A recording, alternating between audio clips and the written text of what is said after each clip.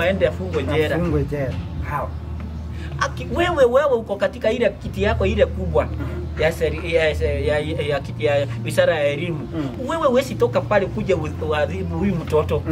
Unataka hii mtoto aende mpaka wapi? Unataka maisha yake itakuwa wapi? Ni kutengeneza, unatengeneza maisha ya mtoto ama ni kuharibu? Serikali tuliomba hapa tulisema lazima tuongee. Kabisa. Lazima tuongee boy. Lazima tuongee ili tukaweze kujua tunafanya nini katika hii maisha. Sababu unajua mtoto yani na Kikuyu wanasemanga Mr. Dominic Hapana nasikia. Unasikia? Nasikianga hiyo kitu. Wanasemanga orurure rutarenja ule nikuhuka rukuhukaga. Yani zizi la ng'ombe bila ndama wadogo. Hiyo ni kuisha inaishanga. Kwanza hiyo kwanza iko kweli. Saa hii ni kubaya. Saa hii ni kubaya. Sababu serikali yetu unaona mnasema sijui mimi niliona wanalia sijui jensi. Wewe mnalia jensi.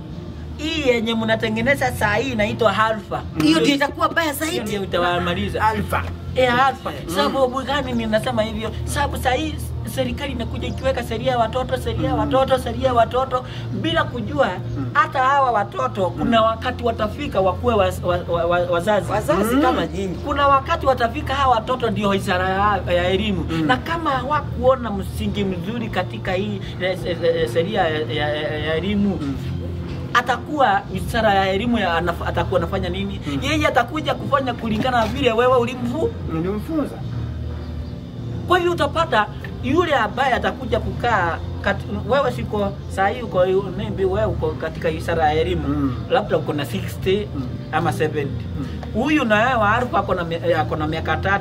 Ebu wakati atafika kama wewe atakuja kufanya nini? Atakuwa anaongeleshwa na mama yake anamfunga jela ama anamchapa hata makofi. Sio hivyo? Yani